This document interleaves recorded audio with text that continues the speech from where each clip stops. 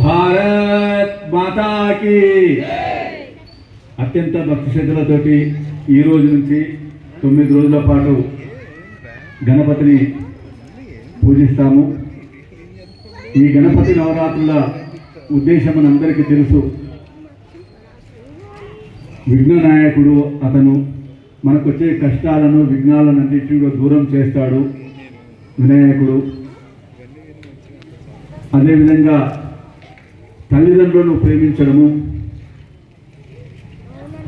తల్లిదండ్రుల పట్ల గౌరవభావాన్ని చూపించడము గణేశుడి గురించి నాకు తెలుసు.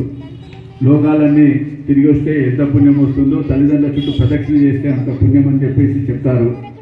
కాబట్టి తల్లిదండ్రుల పట్ల భక్తి భావన పెంచడానికి కూడా ఈ గణపతి పూజ. అయితే చారిత్రక విషయం ఆలోచించినట్లయితే మన ఇళ్లలోనే చేసుకునే పూజను దేశము పరాయి పాలన కింద ఉన్నప్పుడు దేశ ప్రజల హృదయాలలో స్వాభిమానాన్ని జాగృతం చేసి దేశ స్వాతంత్రం కోసం పోరాటము చేయడానికి కావలసినటువంటి మానసిక సంసిద్ధత చేయడం కోసము బాలగంగాధర్ తిలక్ ఈ సామూహిక గణేష్ పూజలను ప్రారంభించాడు. మహారాష్ట్ర ప్రాంతంలో శివాజీ జయంతి ఉత్సవాల పేరుతోటి, గణేష్ ఉత్సవాల పేరుతోటి సమాజంలో ఒక సంఘటిత శక్తిని నిర్మాణం చేయడం కోసము, సమాజంలో స్వాభిమాన భావాన్ని జాగృతం చేయడం కోసము ఆ రోజుల్లో బాలగంగాధర్ తిలక్ ఈ విధంగా సామూహిక గణేష్ ఉత్సవాలను ప్రారంభించారు. మన భాగ్యనగరంలో 1980-81 ప్రాంతాలలో ఈ విధంగా వినాయక చవితి రోజు వినాయకుడిని స్థాపన చేసి అనంత చతుర్దశి దాకా 9 రోజుల పాటు నిత్యం పూజలు చేసి అనంత చతుర్దశి రోజు సామూహిక నిమజ్జనాలను మనం భాగ్యనగరంలో ప్రారంభించాం. అయితే ఈ సందర్భంగా ఆ రోజు బాలగంగాధర్ తిలక్ ఈ దేశంలో ఉన్నటువంటి బానిసత్వపు భావాల నుంచి, బానిసత్వపు పాలన నుంచి స్వతంత్రం వైపు తీసుకెళ్లడం కోసము, ప్రజలను సమాయత్తం చేయడం కోసం గణపతి ఉత్సవాలను ప్రారంభించాడు. అయితే ఈరోజు మనం చేయాల్సింది ఏమిటంటే, ఈరోజు ఉన్నటువంటి పరిస్థితులలో మన భారతీయ కుటుంబ వ్యవస్థను కాపాడుకోవాలి. మన దేశంలోని పీఠాధిపతులు, మఠాధిపతులందరూ కూడా ఈరోజు ఈ గణపతి ఉత్సవాల సందర్భంగా మన యొక్క కుటుంబ వ్యవస్థను కాపాడుకోవాలన్నటువంటి సందేశాన్ని సమాజానికి అందజేయాలి. ఒక స్త్రీ, ఒక పురుషుడు కాదు, ఒక కుటుంబము మన యొక్క జాతికి పునాది రాయి లాంటిది. కాబట్టి కుటుంబముకు ప్రాధాన్యత ఇవ్వాలి. ఈరోజు కుటుంబాలు విచ్ఛిన్నమైపోతున్నటువంటి పరిస్థితిని మనం చూస్తున్నాం. రెండో విషయము, కుటుంబాలు విచ్ఛిన్నము కావడమే కాకుండా రోజు రోజుకు మన గణపతిని పూజించే వాళ్ళ సంఖ్య తగ్గుతుంది. ఒకప్పుడు 100% ఉన్నటువంటి మన వీధుల్లో, మన దేశంలో ఈరోజు గణపతిని పూజించే వాళ్ళ సంఖ్య 78% తగ్గిందని చెప్తున్నారు. Demography is destiny. ఒక దేశం యొక్క భవిష్యత్తు ఆ దేశ జనాభా పైన ఆధారపడి ఉంటుంది. ఆ దేశ జనాభా గణపతి భక్తులైతే ధర్మరాజ్యం స్థాపన అవుతుంది. ఆ దేశ జనాభా గణపతిని వ్యతిరేకించే వాళ్ళైతే, గణపతి ప్రసాదాన్ని తిరస్కరించే వాళ్ళైతే ధర్మరాజ్య స్థాపన జరగదు. ఏ స్వాతంత్రాన్ని అయితే మన పూర్వీకులు పోరాటాలు చేసి, బలిదానాలు చేసి, త్యాగాలు చేసి, నవ్వుతూ ఉరికంబాలనికి బ్రిటిష్ వాడి తూటాలకు శరీరంలోని అణువణువును దారపోసి ఈ దేశానికి స్వాతంత్రము తీసుకుని వచ్చారో, ఆ స్వాతంత్రాన్ని కాపాడుకోవాలి అన్నట్లయితే మన గణపతిని పూజించే భక్తుల సంఖ్య తగ్గకుండా చూసుకోవాల్సిన బాధ్యత మన పైన ఉంది. గణపతి గురించి చెప్తారు, వారికి బుద్ధి, సిద్ధి, 2 భార్యలు, శుభ లాభ్, 2 సంతానం అని చెప్తారు. ఆ విధంగా మన దేవీ దేవతలను చూసినట్లయితే కుటుంబ వ్యవస్థ, రాముల వారు రామ దర్బార్ అవుపిస్తుంది, పార్వతీ పరమేశ్వరుల కుటుంబ వ్యవస్థ అవుపిస్తుంది. ఆ విధంగా కుటుంబ వ్యవస్థను కాపాడుకోవాలి. మన సంతానం, మేమిద్దరము మాకొక్కరన్న పరిస్థితుల నుంచి మనము కొంచెం ముందుకొచ్చి ఈ దేశం ధర్మం కోసము కనీసము బలభద్రుడు, జగన్నాథుడు, సుభద్ర 3, లేకపోతే గణపతి, కుమారస్వామి కనీసం 2, లవుడు, కుశుడు కనీసం 2 కంటే తక్కువ మన ఇళ్లలో ఉండకుండా చూసుకోవాలి. అవకాశం ఉంటే రామ, లక్ష్మణ, భరత, శత్రుఘ్నులు 4, ఇంకా అవకాశం ఉంటే పంచపాండవులు మన ఇంట్లోకి రావాలి. రాకపోయినట్లయితే మన కళ్ళ ముందరనే మన సంస్కృతి పోతుంది, కనుమరుగవుతుంది. ఇది ఎవరో స్వాములు చెప్పే మాట కాదు. సామాజిక శాస్త్రవేత్తలు చెబుతున్న మాట ఇది.